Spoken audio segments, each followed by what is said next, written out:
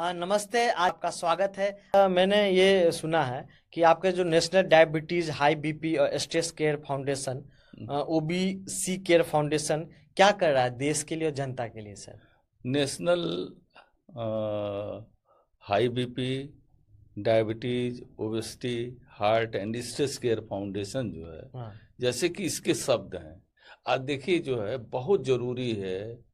मतलब जैसे हम लोग कॉन्फ्रेंसेज में कर रहे हैं, जैसे कि अब हम लोगों में जा रहे हैं, इसके प्रति जागरूकता बढ़ा रहे हैं। ओबेसिटी एक महामारी जैसी हो गई। मतलब आप ये बताइए, इमेजिन कर सकते हैं कि 1 अरब लोग जो एडल्ट है, उसमें 35 करोड़ लोग ये तोंद और ओबेसिटी से ग्रसित है इंडिया। क्या तोंद और 20? 1 करोड़ नहीं, 100 करोड़ लोग हैं। हाँ। तो उसमें 35 करोड़ लोग बाग करीब ओबेसिटी से ग्रसित हैं। ओके। तो मोटापा उनका से सर। मोटापा से हाँ। तोंद, जैसे इंडियन सिनेरियो में हाँ। तोंद जो है, हाँ। तोंद से को अगर तोंद है तो आप समझ जाइए कि आपको विसरल फैट है। ओके। और ये ओबेसिटी का एक स्ट्रांग ये मार्कर है। खाने के लाइफस्टाइल से सर? हाँ, खाने से भी है, खाने का तो है ही। आप देखिए इस समय जोमेटो, टोमेटो, फास्ट फूड और स्विगी। हाँ, स्वीट डिश इतना है भाई। मिठाई तो बड़ी सबको पसंद है, हमको भी पसंद है। अब कभी कभार तो भाई अब सोशल ईटिंग हो ही जाता है, लेकिन उसको फिर बैलेंस करना पड़ेगा, एक्सरसाइज करके बैलेंस करना पड़ेगा। हाँ। और वो सोचना पड़ेगा कि आप हमारे लिए कितना जो है नुकसानदायक होगा।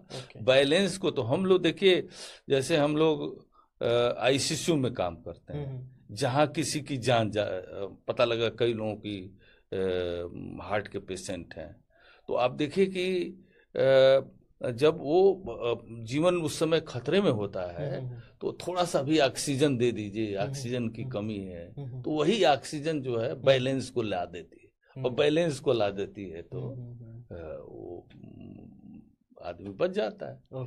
अगर मान लीजिए कि उसका शुगर बिल्कुल कम हो गया, चाहे अंदर के पैरामीटर्स गड़बड़ हो गए, सोडियम कम हो गया, पोटेशियम ज्यादा हो गया, तो तमाम, तो हम लोग तुरंत जो इन्वेस्टिगेशन के द्वारा बैलेंस को स्थापित करते हैं। मतलब बैलेंस जो है मेडिकल साइंस का क्रक्स है, और बैलेंस ही हम लोग ये अपने सिख मेडिटेशन में सिखाते हैं। तो बैलेंस में पहला आर्म तो है, मैंने आपको बताया, कंटेम्पलेटिव आर्म है। दूसरा आर्म है मेडिटेटिव आर्म। तो मेडिटेटिव आर्म में 2 स्तंभ हैं उसके। एक तो ये बोला जाता है कि भाई आप मतलब व्यक्ति का इस समय के मानव का दिमाग क्यास से भरा हुआ है। मतलब 6,000 से 12,000 थॉट्स जो है आते रहते।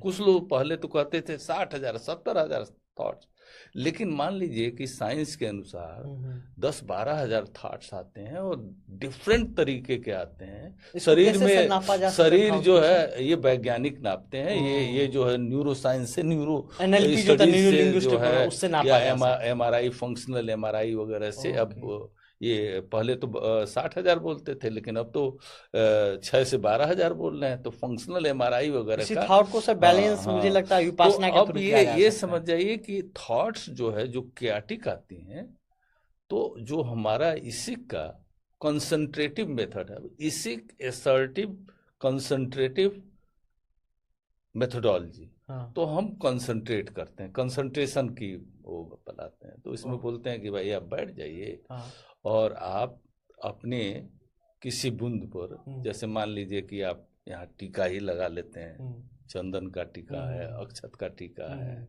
औरतें सिंदूर लगा लेती हैं, चाहे यहाँ वो भी टीका लगा लेती हैं। तो आप ध्यान करिए, आप सवेरे फ्रेश होते हैं, लगा लेते हैं, उस पर अपना कंसंट्रेशन उस पॉइंट पे बनाइए, तो इससे पॉइंट,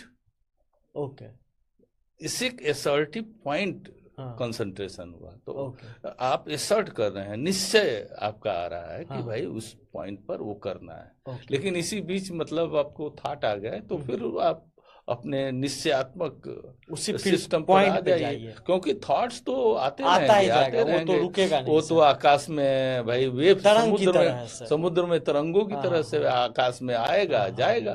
तो आप इसको करेंगे तो धीरे धीरे Thought आना केआटिक थॉट जो है, जैसे मान लीजिए कि Conscious mind और हाँ, subconscious जैसे mind मान के लीजिए बीच का कि जो है। ये है आपका लाइट की वेव है, हाँ, तो लाइट में इलेक्ट्रोमैग्नेटिक वेव्स होती हैं, यस, समझ रहे हैं ना, यस, एक दूसरे के। हाँ, हाँ, अब लेजर क्या होता है, उसको दोनों को यूनिडायरेक्शनल कर देता, तो लेजर जैसे स्ट्रांग होता है। तो इसी तरह से मेंटल थॉट्स को थोड़ा सा फोकस्ड बनाएंगे तो कियास थोड़ा कम होगा। हाँ, ये बात से सहमत तो हूँ। कियास ये तो वो है, अब इसको प्रैक्टिकल करना चाहिए। और दूसरा हम लोग का सिस्टम है, दूसरा बिल्कुल कामनेस करता है इसमें। तो हाँ, इसको ये करते समय हमेशा ध्यान रखना चाहिए कि भाई आपका चेहरा स्माइलिंग रहनी चाहिए, आपको बिल्कुल वो होना चाहिए, मतलब रिलैक्स एटीट्यूड में। ये नहीं कि निश्चय कर लिया है तो आप टेंशन में निश्चय करें तो वो सब तो चीज नहीं ठीक है ना।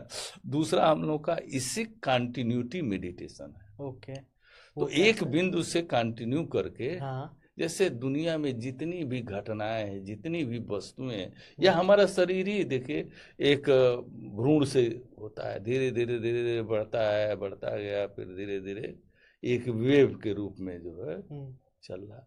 तो दुनिया में जितनी भी वस्तुएं हैं या घटनाएं हैं, तो वो हमेशा चेंज हो रही हैं, समझ रहे हैं ना। कोई आप मान लीजिए अपनी ब्रीथ ही को देख लीजिए, तो ब्रीथ में अंदर आ रहा है, माँ प्रकृति के तरफ से भाई एक उपहार आ रहा है, फिर वहाँ थोड़ा सा पाज हो रहा है, फिर ये एक्सेल हो रहा है। तो ये कंटिन्यूअस एक्सचेंज बना हुआ। तो कंटिन्यूटी, किसी भी चीज को हम कंटिन्यूटी में देखते हैं, और कंटिन्यूटी में देखते देखते अगर देखते हैं तो थॉट्स भी आते हैं, और देखते हैं तो धीरे धीरे वो वेव जो है सेटल होना शुरू करती है। तो सेटल होता है तो धीरे धीरे इटर्निटी में चली जाती है, इटर्निटी में चली जाती है, तो वहाँ आपको मेंटल रेस्ट मिलता है। तो कोई भाई बहुत बड़े हम लोग ब्रह्म ज्ञानी तो है नहीं, भाई अपना प्रयास कर रहे हैं, जीवन है ये तो रोज की साधना है, हम आपसे सीखेंगे, ठीक है।